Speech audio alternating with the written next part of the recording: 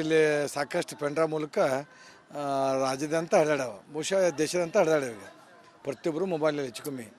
ಆದ್ರೆ ಅವರು ಇಷ್ಟೊಂದು ದಿನ ತಲೆ ಮರೆಸ್ಕೊಂಡು ಅವರು ಒಬ್ಬ ಮಾಜಿ ಪ್ರಧಾನಿಗಳು, ಗೌರವಾನ್ವಿತ ಸನ್ಮಾನ್ಯ ಶ್ರೀ ಎಚ್.ಡಿ. ದೇವೇಗೌಡರ ಮೊಮ್ಮಗ, ಜೊತೆಗೆ ತಾವೇ ಸಂಸದರು, ಒಬ್ಬ ಸಂಸದರಾಗಿ ಈ ದೇಶದಿಂದ ನಾವು ಪ್ರಯಾಣ ಆಗ್ತೀನಿ ಇಂಥ ಒಂದು ಇಷ್ಟೊಂದು ಹೇಯ ಕೃತ್ಯಗಳ ನನ್ನ ಮೇಲೆ ಆಪಾದನೆ ಇದ್ದಾಗ ಅವರು ದೇಶ ಬಿಟ್ಟು ಮೊದಲೇ ಮಾತು ಹೋಗಬಾರಿತ್ತು.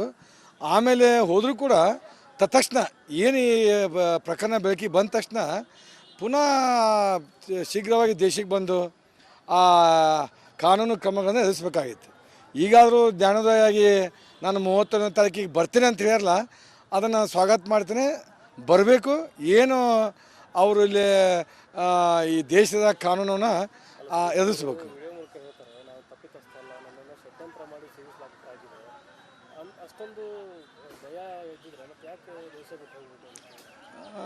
ಮಾನ್ಯ ಪ್ರಜ್ವಲ್ ರೇವಣ್ಣವರು ನಾನು ತಪ್ಪೇ ಮಾಡಿಲ್ಲ, ಇದು ನನ್ನ ಮೇಲೆ ಷಡ್ಯಂತ್ರ ಅಂದ್ರೆ ಇದಕ್ಕಿಂತ ನಾಚಿಕೆಯ ವಿಷಯ ಮತ್ತೊಂದಿಲ್ಲ. ತಾವೇ ಸಂಸದರಲ್ಲಿ ಆ ಪೆಂಡ್ರಾವ್ಗಳು ಎಲ್ಲಿಂದ ಬಂದು ಏನು ತಮಗೆ ಗೊತ್ತಿದೆ. ನಿಮಗೆ ಯಾರಾದರೂ ಜೋರಾಗಿ ನಿಮ್ಮನ್ನು ಇಂಥ ಹೇಗೆ ಮಾಡೋಕ್ಕೆ ಹಚ್ಚಕ್ಕಾಗತ್ತೆ? ಇದು ಷಡ್ಯಂತ್ರ ಹೇಗಾಗತ್ತಾ? ಇಷ್ಟೊಂದು ನೀವು ಇಡೀ ದೇಶ ನೋಡೈತಿ ಇವತ್ತು ನಿಮ್ಮ ಪೆಂಡ್ರಾಗಳು, ನಿಮ್ಮ ರಾಸಲೀಲೆಗಳನ್ನು ಅಲ್ಲ, ನಿಮ್ಮ ರಾಸಲೀಲೆಯನ್ನು ಇಡೀ ದೇಶ ನೋಡಿದೆ. ಅದಾಗಿಯೂ ತಾವು ಯಾವ ಬಾಯಲ್ಲಿ ಹೇಳ್ತೀರಿ ಅನ್ನೋ ಇದು ಅತ್ಯಂತ ವಿಚಿತ್ರ ಸಂಗತಿಪ್ಪ. ಇದು ತಾವೊಬ್ಬರು ಸಂಸದರು ಇದು ನನ್ನ ಮೇಲೆ ಷಡ್ಯಂತ್ರ ಅಂತ ಹೇಳ್ತಂದ್ರೆ ಇದಕ್ಕಿಂತ ನಾಚಿಕೆಯ ವಿಷಯ ಮತ್ತೊಂದಿಲ್ಲ. ನಾನು ಅವರು ದೇಶಕ್ಕೆ ಬರಲೇಬೇಕು. ನಡಿ ಈಗ ಶುರು ಮಾಡೋಣ. ಕೇಸರಿಯಿಂದ ಮನೋಲ್ಲಾಸ ಮನಸ್ಸು ಮತ್ತೇರಿ ಕುಣಿದಾಡಿದೆ ನೋಡು, ಮನಸ್ಸು ಮತ್ತೇರಿ ಕುಣಿದಾಡಿದೆ ನೋಡು.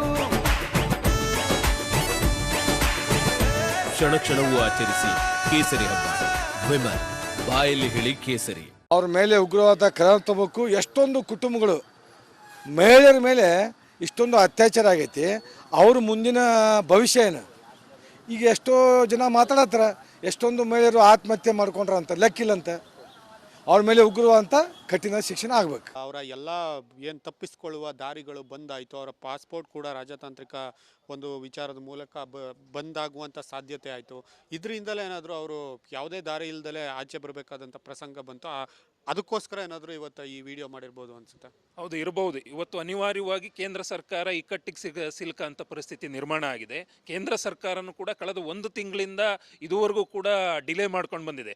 ಮಾನ್ಯ ಮುಖ್ಯಮಂತ್ರಿಗಳು 2 ಬಾರಿ ಪತ್ರವನ್ನು ಬರೆದಿದ್ದಾರೆ ಪ್ರಧಾನಮಂತ್ರಿಗಳಿಗೆ ಮತ್ತು ಗೃಹ ಇಲಾಖೆಗೆ. ಆದರೂ ಕೂಡ ತಲೆ ಕೆಡಿಸ್ಕೊಳ್ಳದೆ ಇರತಕ್ಕಂಥ ಕೇಂದ್ರ ಸರ್ಕಾರ ಇತ್ತೀಚೆಗೆ ಅವರಿಗೆ ನೋಟಿಸನ್ನು ಕೊಡ್ತಕ್ಕಂಥ ಕೆಲಸಕ್ಕೆ ಮುಂದೋಗಿರೋದು. ಇದು ವ್ಯವಸ್ಥಿತವಾಗಿ ಮಾಡಿರ್ತಕ್ಕಂಥ ಡಿಲೇ ಅಂತ ಹೇಳಿ ಅನಿಸ್ತದೆ. ಹಂಗಾಗಿ ನಾವು ಈ ಮುಖಾಂತರ ಕೇಂದ್ರ ಸರ್ಕಾರದ ಇಂಥ ಕ್ರಮನೂ ಕೂಡ ಖಂಡಿಸ್ತೇವೆ ಮತ್ತು ಇಂಥ ಒಂದು ಹೀನ ಕೃತ್ಯವನ್ನು ನಿರ್ದಾಕ್ಷಿಣ್ಯವಾಗಿ ಎಲ್ಲರೂ ಕೂಡ ಖಂಡಿಸ್ತಕ್ಕಂಥ ಕೆಲಸವನ್ನು ನಾವು ಮುಂದಾಗ್ತಿದ್ದೇವೆ. ಎಲ್ಲ ಬೆಳವಣಿಗೆಗಳನ್ನು ತಾವು ನೋಡ್ತಾ ಬಂದಿದ್ದೀರಾ.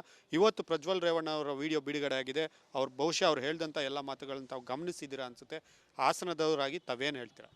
ಸರ್, ಮೊದಲನೇದಾಗಿ ಏನು ಪ್ರಜ್ವಲ್ ರೇವಣ್ಣವ್ರು ಇವತ್ತು ಸ್ಟೇಟ್ಮೆಂಟ್ ಕೊಟ್ಟಿದ್ದಾರೋ ನನಗೆ ನಂಬಲಿಕ್ಕೇನು ಅರ್ಹರಲ್ಲ ಅಂತ ನಾನು ಭಾವಿಸ್ತಾ ಇದ್ದೀನಿ. ಕಾರಣ ಸುಮಾರು 1 ತಿಂಗಳಾಗಿದೆ. ಈಗಾಗಲೇ 1 ತಿಂಗಳು ಆದರೂ ಕೂಡ SITನವರು ಎಲ್ಲ ರೆಡ್ ಕಾರ್ನರ್ ಮಾಡಿದ್ದಾರೆ. ಇಷ್ಟಾದರೂ CM ಸೆಂಟ್ರಲ್ ಗೌರ್ಮೆಂಟಿಗೆ ಪತ್ರ ಬರೆದಿದ್ದಾರೆ, 2 ಪತ್ರ ಬರೆದಿದ್ದಾರೆ. ಪತ್ರ ಬರೆದ ನಂತರನೂ ಕೂಡ ನೀವು 1 ತಿಂಗಳ ಕಾಲ ನೀವು ಸಾಮಾನ್ಯ ಜನ ಅಲ್ಲ, you are MP of the district. ಆಮೇಲೆ ಬಹುಶಃ ಇದು ಸ್ಕ್ಯಾಂಡಲ್ ಇದೆಯಲ್ಲ, ಇಂಡಿಯಾ ದೇಶದ ಬಹುದೊಡ್ಡ sexual scandal in India actual ಆಗಿದು. ಇದನ್ನು ನೀವು ಒಬ್ಬ ಜವಾಬ್ದಾರಿಯ ಕುಟುಂಬ ಬಿಟ್ಟಂತ ನೀವು ಇದನ್ನು ಮಾಡಿಬಿಟ್ಟು ಇವತ್ತಿನ ಹೇಳಿಕೆ ಕೊಟ್ಟಿದ್ದು ಸ್ಕ್ರಿಪ್ಟ್ ಥರ ತಯಾರು ಮಾಡೋಂಗಿದೆ. ಕೋರ್ಟಲ್ಲಿ ಸಾಕ್ಷಿ ಹೇಳ್ತಾರೆ, ಆ ಥರ ಇದೆ. ಹಂಗಾಗಿ ಜನ ಕ್ಷಮಿಸ್ತೀನಿ, ಕ್ಷಮಿಸ್ತೀನಿ ಪ್ರಶ್ನೆ ಅಲ್ಲ ಇದು. ಇಡೀ ಸುಮಾರು 17 ಲಕ್ಷ ಜನ ಈ ಜಿಲ್ಲೆನಲ್ಲಿ ಇದ್ದಾರೆ, ಮತ ಮಾಡಿದ್ದಾರೆ. But what I feel is, ನೀವು ಮಾಡಿರೋ ಅಂಥ ನಿಮ್ಮ ಕೃತ್ಯನ ಅದನ್ನು ಮುಚ್ಚಿ ಹಾಕ್ಕೊಂಡು ಅದ್ರ ಮೇಲೆ ಬೆರಳನ್ನ ಚೆಲ್ತಾ ಇಲ್ಲ ನೀವು. ಹಂಗಾಗಿ ನೀವು ಬರ್ತಿರೋ ಬಿಡ್ತಿರೋ ಬೇರೆ ವಿಚಾರ. ನಾವು ಈಗಾಗಲೇ ರೈತರು, ದಲಿತರು, ಕಾರ್ಮಿಕರು, ಮಹಿಳೆಯರು, ಆಮೇಲೆ ಅನೇಕ ಪ್ರಗತಿಪರ ಹೋರಾಟಗಾರರು ರಾಜ್ಯದಾದ್ಯಂತ ಬಾಂಬೆ, ಬೆಂಗಳೂರು, ಗುಲ್ಬರ್ಗ, ಧಾರವಾಡ, ಬೆಳಗಾಂ ಈ ಕಡೆ ಎಲ್ಲ ಜನ ಬರ್ತಾ ಇದ್ದಾರೆ. ನಾವು ಬಹುಶಃ ನೀವು ಈ 30ನೇ ತಾರೀಕಿನ ಕಾರ್ಯಕ್ರಮಕ್ಕೆ ನೋಡ್ಕೊಂಡು ಇದನ್ನು ಅಡಗಿಸ್ಬೇಕು, ಇದನ್ನ ಶಬ್ದನ ಕಡಿಮೆ ಮಾಡಬೇಕು, ಈ ಹಾಸನ ಚಲೋ ಕಾರ್ಯಕ್ರಮನ ನಾವು ಇದನ್ನು ಕಡಿಮೆ ಮಾಡಬೇಕು ಅನ್ನೋ ದೃಷ್ಟಿಯಲ್ಲಿ ನೀವು ಮಾತಾಡಿರಿ ಅಂತ ನನಗೆ ಅನ್ನಿಸ್ತದೆ. ಬಟ್ ನೀವು ಒಂದು ವೇಳೆ ಈ ನೆಲದ ಕಾನೂನು ಎಲ್ಲರ ಗೌರವಿಸಲೇಬೇಕಾದು, ಅದು ಬೇರೆ ವಿಚಾರ. ನೀವು SIT ಬಂದು ನೀವು ಏನು ಮಾಡ್ತಿರೋ ಬೇರೆ ವಿಚಾರ. ಆದರೆ ಒಂದು ನಾವು ಮಾತ್ರ ಅಂದರೆ ನಾವು 30ನೇ ತಾರೀಕು ನಾವೇನು ಪ್ರೋಗ್ರಾಮ್ ಮಾಡಿದ್ದೀವಿ, ನಾವು ಆ ಪ್ರೋಗ್ರಾಮಿಗೆ ಅಣಿಯಾಗಿ ಈಗಾಗಲೇ ನಾವು ತಯಾರಿ ಮಾಡ್ಕೊಂಡಿದ್ದೀವಿ. ಈ ಶಾಸಕರು, ಸಂಸದರು, ಜನಪ್ರತಿನಿಧಿ ಅಂದರೆ ಕೇವಲ ಮನೆಗೆ ಸೀಮಿತ ಅಲ್ಲ, ಸಾರ್ವಜನಿಕ ಆಸ್ತಿಯವರು. ಹಾಸನ ಆಸ್ತಿ, ಕರ್ನಾಟಕದ ಆಸ್ತಿ, ಭಾರತದ ಆಸ್ತಿ. ನೀವು ಇಂಥ ಒಂದು ನಮ್ಮ ಆಸ್ತಿ ಇದ್ದಂಥ ನೀವು ವ್ಯಕ್ತಿಗಳು ನೀವೇನದಲ್ಲ ಒಂದು ಪರ್ಸ್ನಲ್ ಗಂಡ ಹೆಂಡತಿ ಏನು ಹನಿಮೂನ್ಗೆ ಹೋದಾಗ ನೀವು ಹೋಗ್ತಿರೋದ್ಮೇಲೆ ನಿಮ್ಗೆ ಏನು ಅಧಿಕಾರ ಅದ, ನೈತಿಕ ಅಧಿಕಾರ ಅದ? ಇದು ಭಾಳ ಖಂಡನೀಯ ಅದ. ಅದಕ್ಕೆ ಪ್ರಜ್ವಲ್ ರೇವಣ್ಣವರು ತಮ್ಮ ಬದ್ಧತೆಗೆ ಏನಪ್ಪ ಅಂತಂದ್ರೆ ಮರ್ತು ಬಿಟ್ಟಾರ. ಅವ್ರು MP ಎಂಬುದು ಮರ್ತು ಬಿಟ್ಟಾರ, ಸಂಸದ ಎಂಬುದು ಮರ್ತು ಬಿಟ್ಟಾರ. ಅಷ್ಟೇ ಅಲ್ಲ, ಅವರು ಮಾಜಿ ಪ್ರಧಾನಿ ದೇವೇಗೌಡ ಬಂದು ಮರ್ತು ಬಿಟ್ಟಾರ. ಮಾಜಿ ಮುಖ್ಯಮಂತ್ರಿ ಏನಪ್ಪ ಅಂತಂದ್ರೆ ಏನದಲ್ಲ ಅವರು ಮಗ ಅಂತೂ ಮಾರ್ದಾರ. ಅಂದ್ರೆ ಅವರು ಸಣ್ಣಪ್ಪನ ಮಗ ಮಾಜಿ ಮುಖ್ಯಮಂತ್ರಿ ಇದ್ದರು, ಮತ್ತು ಮಂತ್ರಿ ಮಗ. ಅವ್ರ ತಂದೆಯವ್ರು ಏನಪ್ಪ ಅಂದ್ರೆ ಜೈಲಿಗೆ ಹೋಗಿ ಪಾಪ ದೇವಸ್ಥಾನ ತಿರುಗ್ತಾ ಇದ್ದಾರೆ. ಅವ್ರ ತಂದೆ ತಪ್ಪು ಮಾಡಿದ್ರು ಅವ್ರಿಗೂ ಶಿಕ್ಷೆ ಆಗಬೇಕು. ರೇವಣ್ಣನು ಈ ಪ್ರಜ್ವಲ್ ತಪ್ಪು ಮಾಡೋ ಅವ್ರಿಗೂ ಶಿಕ್ಷೆ ಆಗಬೇಕು. ಆದ್ರೆ ಪ್ರಜ್ವಲ್ ರೇವಣ್ಣ ಮಾಡಿದ್ದು ಏನದಲ್ಲ ದೇವೇಗೌಡರ ಕುಟುಂಬಕ್ಕೆ ನೋವು ಅಷ್ಟೇ ಆಗಿಲ್ಲ, ಕರ್ನಾಟಕ ನೋವಾಗ್ಯದ. ಅದಕ್ಕೆ ಪ್ರಜ್ವಲ್ ರೇವಣ್ಣ ಏನಲ್ಲ ತಪ್ಪು ಮಾಡ್ಯಾರ ಇಲ್ಲ ಅಂಬೋದು ದೇವ್ರಿಗೆ ಗೊತ್ತದ. ತಪ್ಪು ಮಾಡಿದ ಮೇಲ್ನೋಟಕಾರ ನಾವು ಪೆಂಡ್ರವ್ಲಿಂದ ನಮಗೆ ಗೊತ್ತಾಗ್ಲತ್ತದ. ಇದುವರ ನಾವು ಖಂಡಿಸ್ತೀವಿ. ಯಾಕಂದ್ರೆ ನಾವು ಹೆಣ್ಣು ಮಕ್ಕಳಿಗೆ ಏನದಲ್ಲ ಎಷ್ಟು ನೋವಾಗ್ತದ. ಒಂದು ವೇಳೆ ಹೆಣ್ಮಕ್ಳದ್ದು ಚಿತ್ರ ಈ ರೀತಿ ಎಲ್ಲ TVದಾಗ ಬಂತಂದ್ರೆ ಅವ್ರದ್ದು ಏನು ಉಳಿತದ, ಏನು ಮನೆಯ ಮಾನ ಮರ್ಯಾದೆ ಉಳಿತದ?